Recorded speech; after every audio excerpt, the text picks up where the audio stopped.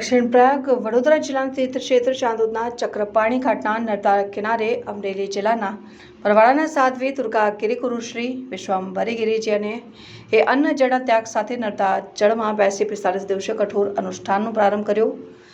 દક્ષિણ પ્રયાગ તીર્થક્ષેત્ર તરીકે વિશ્વવિખ્યાત ડભોઈ તાલુકાનું ચાંદોદ તીર્થ કે જ્યાં અનેક ઋષિમુનિઓના અનુષ્ઠાન તપસ્યા દ્વારા સ્થળ અને નર્મદાનો કિનારો અત્યંત પવિત્ર બન્યો। ચૈત્ર નવરાત્રિના દિવસો ચાલી રહ્યા છે તેવામાં મૂળ વરવાડા તાલુકા વડિયા જિલ્લા અમરેલીના દુર્ગાગીરી ગુરુશ્રી વિશ્વાંભરીગીરી ડભોઈના ચાંદોદ તીર્થ પ્રવાસ અર્થે નર્મદા દર્શને આવતા હોય માતાજીની પ્રેરણાથી અહીં 45 દિવસીય અનુષ્ઠાન અન્ન જળ ત્યાગ કરી સંકલ્પ લીધો।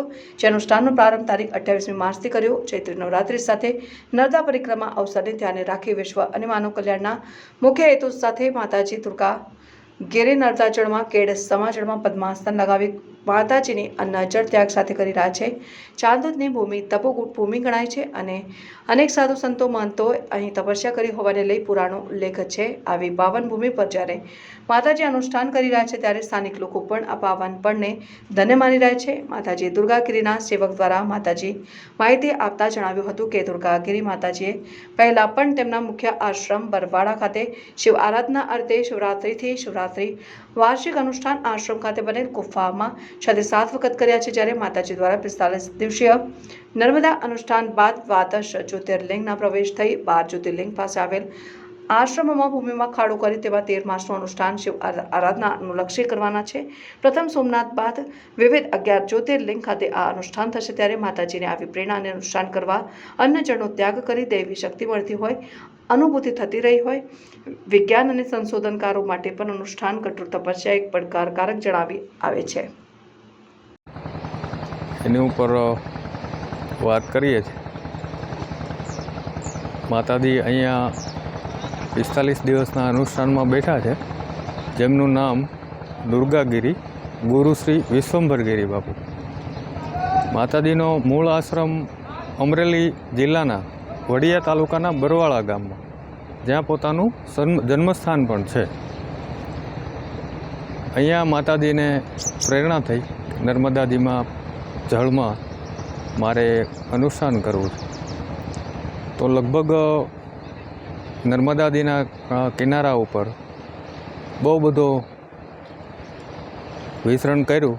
ત્યાર પછી અહીંયા ચાણોદમાં ખાસ કરીને ચક્રપાણી ઘાટ ઉપર અહીંયા દર્શને આવ્યા અને જેમ નર્મદાજીએ રોકી રાખ્યા હોય એવી રીતે માતાજીને સ્થળ પસંદ આવ્યું અને અહીંયા જ અનુષ્ઠાન માતાજી 45 દિવસનું જળ કે જમવાનું કોઈ પણ વસ્તુ વગર 45 દિવસનું સતત નર્મદાજીના જળમાં બેસીને અનુષ્ઠાન કરવા માટે બેસ્યા।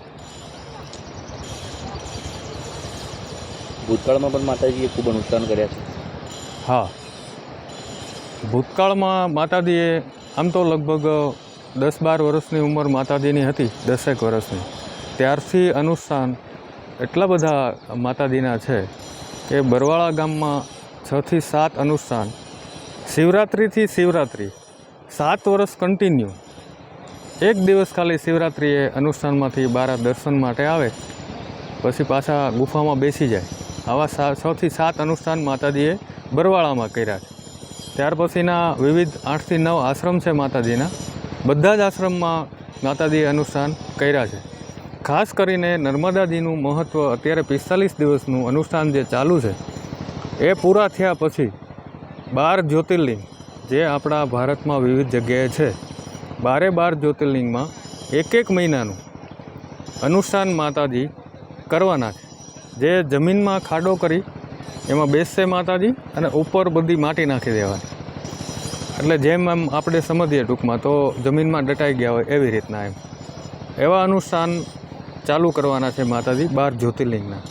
એટલે એમ માનો કે 45 દિવસ આ અને 12 મહિના એ 12 જ્યોતિર્લિંગના, એટલે 13.5 મહિના 14 મહિનાનું આખું અનુષ્ઠાન માતાજીનું અહીંયા ખૂબ પવિત્ર જમીન ચાણોદની ચક્રપાણી ઘાટ નર્મદાજી ખાસ અને એમના કાંઠેથી ચાલુ થયું છે।